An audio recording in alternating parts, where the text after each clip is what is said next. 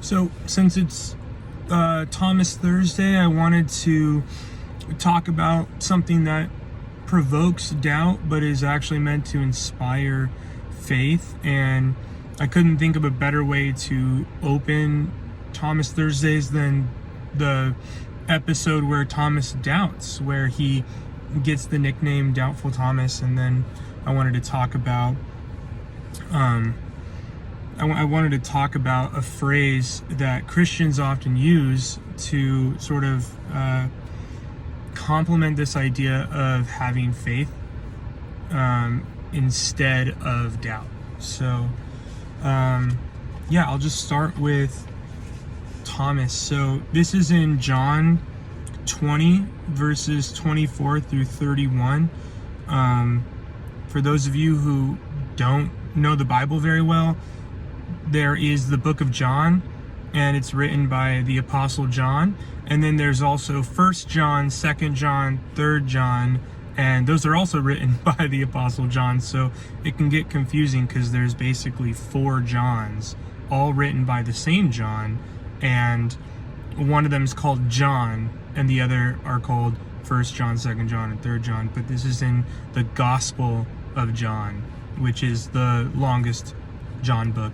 John also wrote Revelation, and that's Revelation, not Revelations.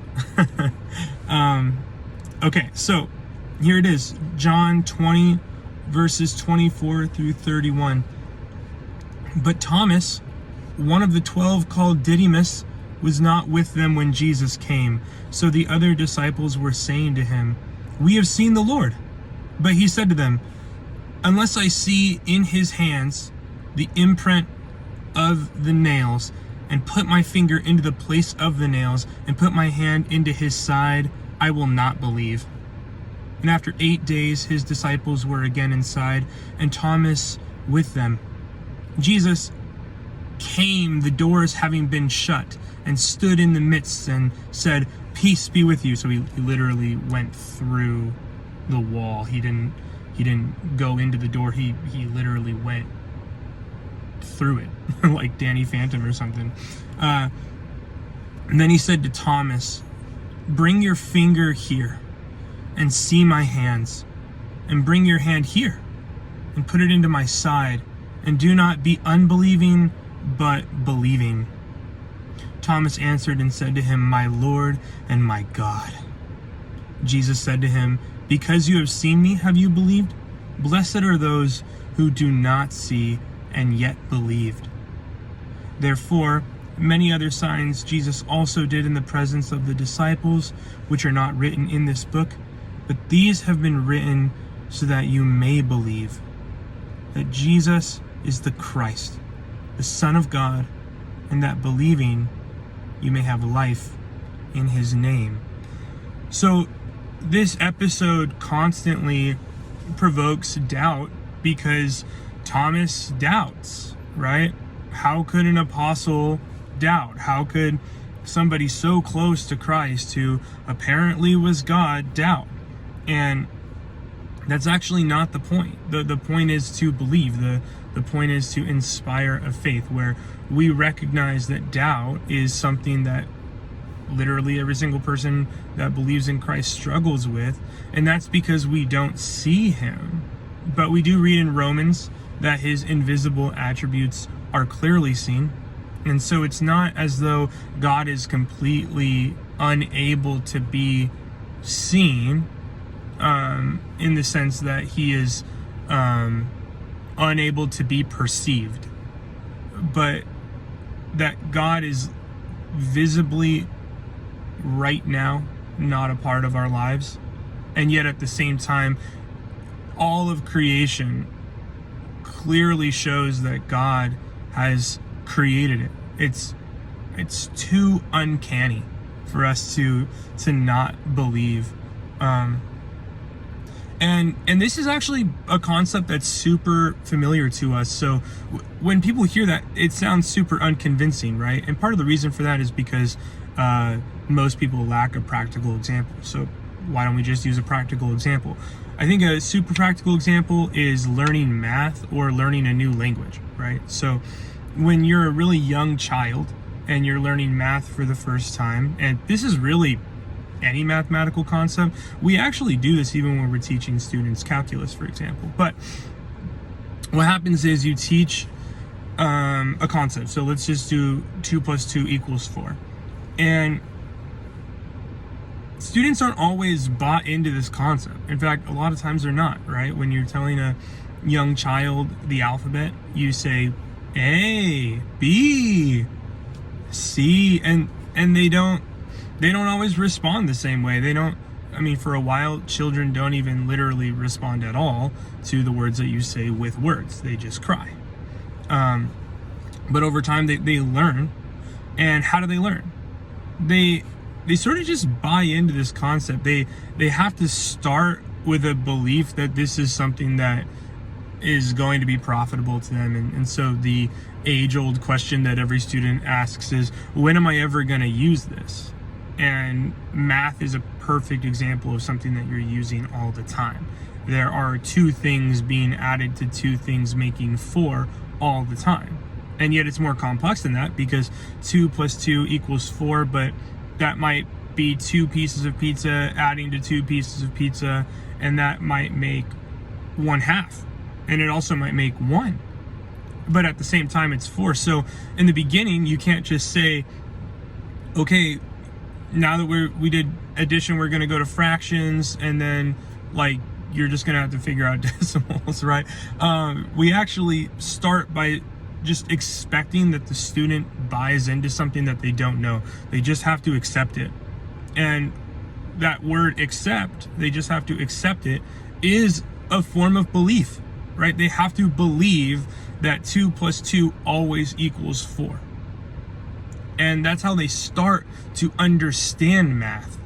So there may be exceptions to when 2 + 2 does not = 4.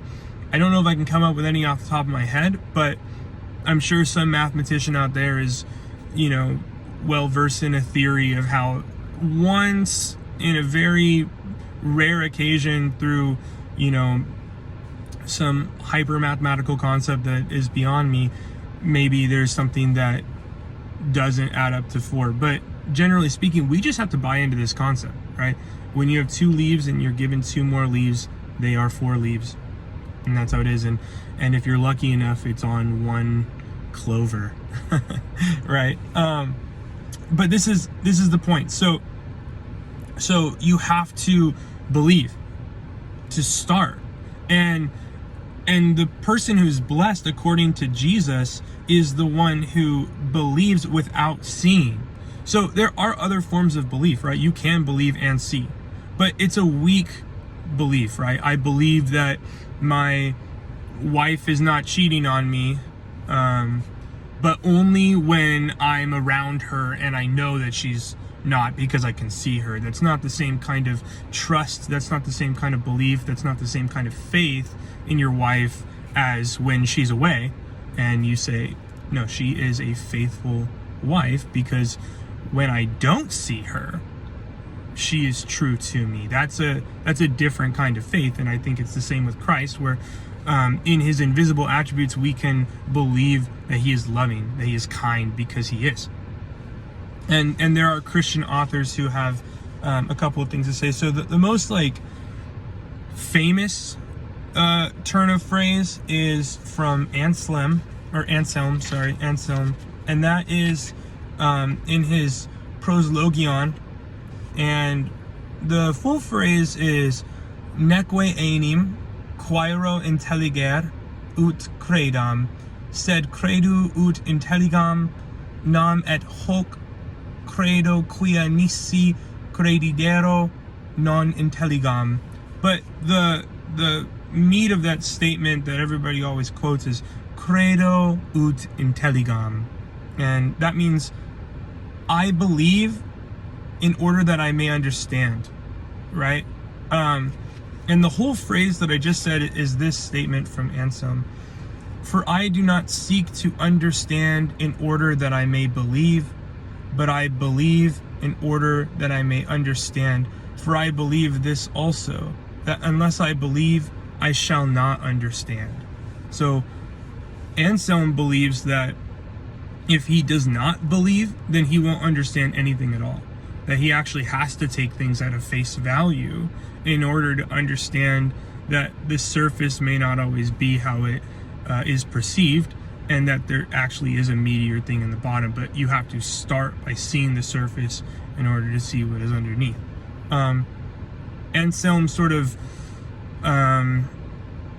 foreshadows this in his Monologion, in the Preface, where he says, Quoniam fides quaerit intellectum, anyway, it means because faith seeks understanding, right? So faith actually seeks understanding.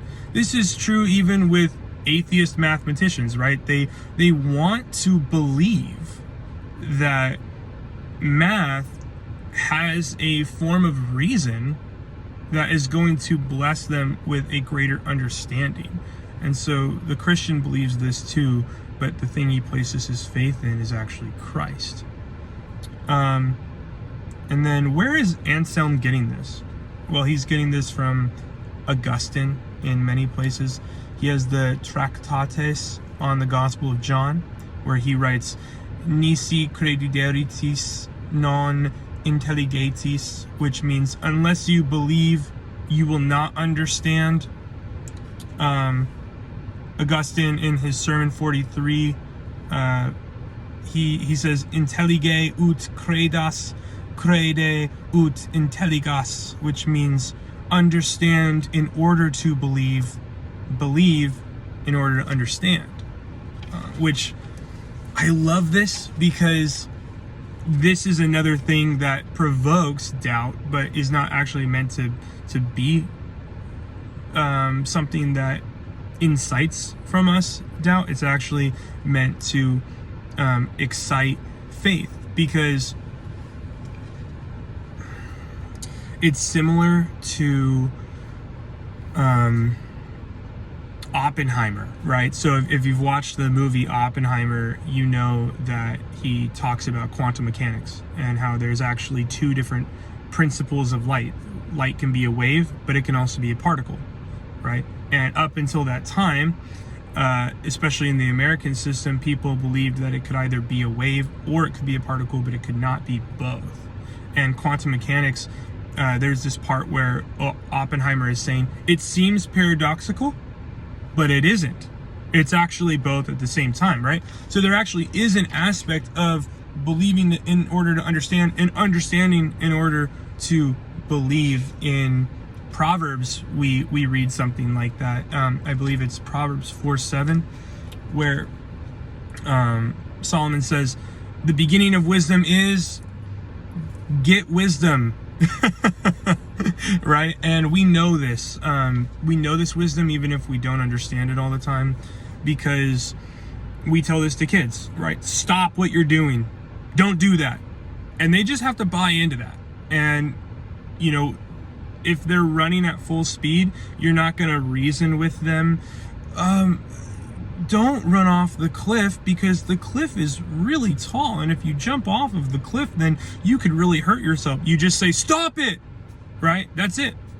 And so there are forms of wisdom where the way how you enter into understanding is you just go for it, right? There are things that all of us understand are not profitable for us. And so there's actually no reason to go after it. And then there are things that we also understand that every single time that we invest in this thing, there is a form of profit from it. And so we should buy into that. We should believe that the more that we pursue it, right? Like it says, the more that we seek it, because faith seeks understanding, the more understanding that we will acquire from it. And then lastly, Augustine in his De Trinitate, which, as you can imagine, means on the Trinity, right? Or concerning the Trinity, or of the Trinity, right? He says, Neque enim quaero intelliger ut credam, sed credo ut intelligam, which means, for I do not seek to understand in order that I may believe, but I believe in order that I may understand. And so I think the first thing that I kind of wanted to talk about was just the idea of believing actually being a stronger sense of faith than seeing and touching, right? And there are ways how we can press into that, but the best place to start for understanding is belief. And if you want a more visual example of this, you can look at Caravaggio's painting on Thomas touching the wounds of Christ.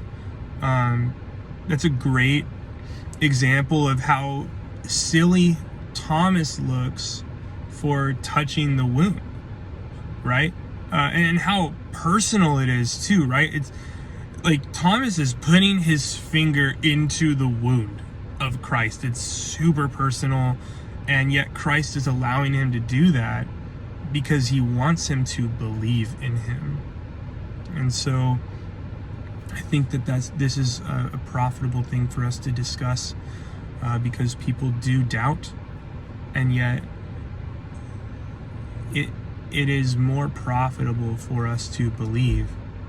And if our faith is in Christ, then that treasure is all the more stored for us in heaven. So I hope you have a great day, and may God bless you.